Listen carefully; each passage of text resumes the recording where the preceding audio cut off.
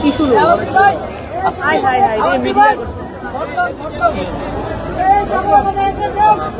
এদেরকে আমি বললাম কি করবো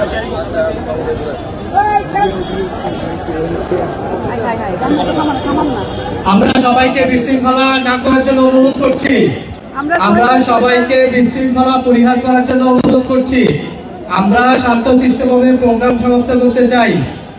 জাতীয় বিপ্লবী পরিষদ সকল প্রকার বিশৃঙ্খলার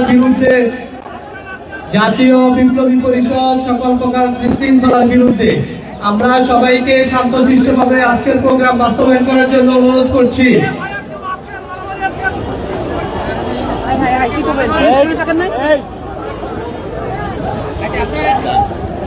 এখানে যারা বিশৃঙ্খলা সৃষ্টি করছেন আপনারা কিন্তু এই শহীদ পরিবারের সাথে, আপনারা এই আহত নিহতের পরিবারের সাথে আপনারা বেইমানি করছেন।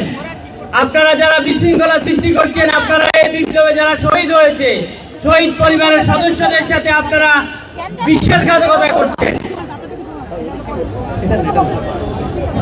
আমরা সবাইকে ধৈর্য ধারণ করার অনুরোধ করছি। জাতীয় বিপ্লবী পরিষদ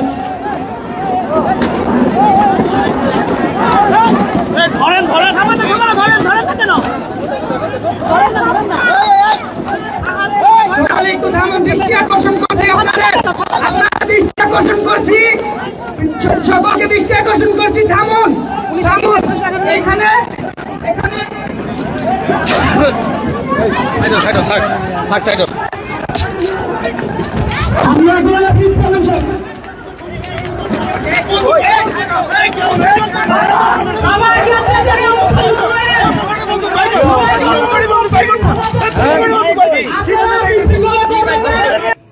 আজকে কেন্দ্রীয় শহীদ মিনারে জাতীয় বিপ্লবী পরিষদের নাগরিক সমাবেশে আমি অতিথি হিসেবে ছিলাম।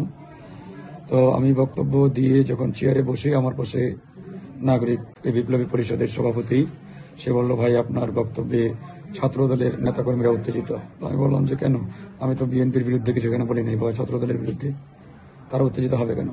আমি বক্তব্য দিয়ে নিচে নামছি যাওয়ার জন্য, সাথে সাথে পিছন থেকে অতর্কিতভাবে আমার উপরে তারা আক্রমণ করে। তা আক্রমণ করার পরেই পরবর্তীতে আমরা নিশ্চিত হয়েছি যে এটা এই বিপ্লবী পরিষদের সন্ত্রাসীরাই এই আক্রমণ চালিয়েছে ছাত্রলীগের কায়দায়। কেন আমরা এই যে আহত সহযোদ্ধাদের তারা ট্রিটমেন্ট দিতে পারে নাই, নানান সংকট ঝুঁকি, সরকারের বেশ কিছু উপদেষ্টা আওয়ামী এজেন্ডা বাস্তবায়নের কাজ করছে, এরকম নানাবিধ বিষয়ে সমালোচনার কারণেই মূলত এই আক্রমণটি হয়েছে আমাদের উপর।